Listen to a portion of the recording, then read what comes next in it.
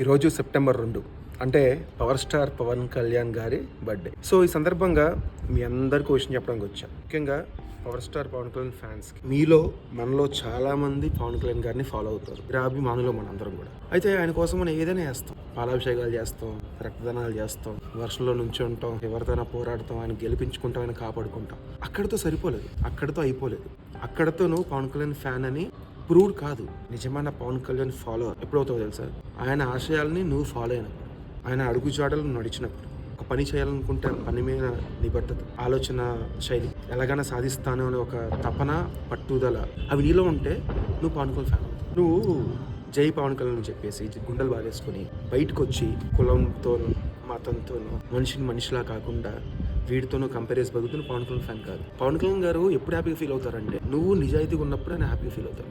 నువ్వు జై పవన్ కళ్యాణ్ అనకపోయినా ఆయన పట్టించుకోరు. నీలో మార్పు వచ్చినప్పుడు, సమాజం పట్ల ఒక అవగాహన వచ్చినప్పుడు, దేశం పట్ల ఒక భక్తి వచ్చినప్పుడు. అంతేగాని నువ్వు మాట వరుసకి జై పవన్ కళ్యాణ్ అని చెప్పేసి నువ్వు బయటకు వచ్చి ఎవరికి పనికిరాని ఆలోచనలు నువ్వు మైండ్లో పెట్టుకుని తిరిగితే ఆయన హ్యాపీ ఫీల్ అవుతావు. నువ్వు ఆయన ఇండైరెక్ట్గానే మోసం చేసినట్టే అవుతావు. 2024లో డిప్యూటీస్ ఏమారంటే 2014 నుంచి ఆయన కష్టపడ్డారు, మనందరికీ తెలిసి.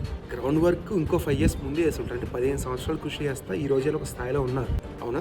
బాలు సినిమా తర్వాత ఒక ఫంక్షన్లో ఆయన అపీర్ అయ్యారు పవన్ కళ్యాణ్ గారు. చాలాసేపు సైలెంట్గా నుంచుని ఆయన చెప్పింది ఒకటే ఒక మాట, నాకు పెద్దగా మాట్లాడడం రాదు అనే పదం చెప్పాడు. అదే పవన్ కళ్యాణ్ ఈరోజు మైక్ పట్టుకుని స్టేజ్కి మాట్లాడితే రాష్ట్ర చరిత్ర మొత్తం మారింది. ఒకళ్ళ పవర్ దిగిపోయింది, ఇంకొకళ్ళ పవర్ పెరిగింది. అది ఆయన గ్రహించారు. ఆయన స్థాయి అంటే ఆయన అంతా హోంవర్క్ చేశారు. ఆయనకున్న లగ్జరీ కంఫర్ట్ జోన్ అంతా వదిలేసుకుని ఈ శిల చెక్కుతో ఎలా అవుతాడో అలా తయారయ్యాడు రాజకీయాల్లో. అంత లగ్జరీగా బతికే ఆయనే మారినప్పుడు నువ్వు నేను మారకపోతే మనం ఆయన ఫ్యాన్ అని చెప్పుకోవడం వేస్టింగ్.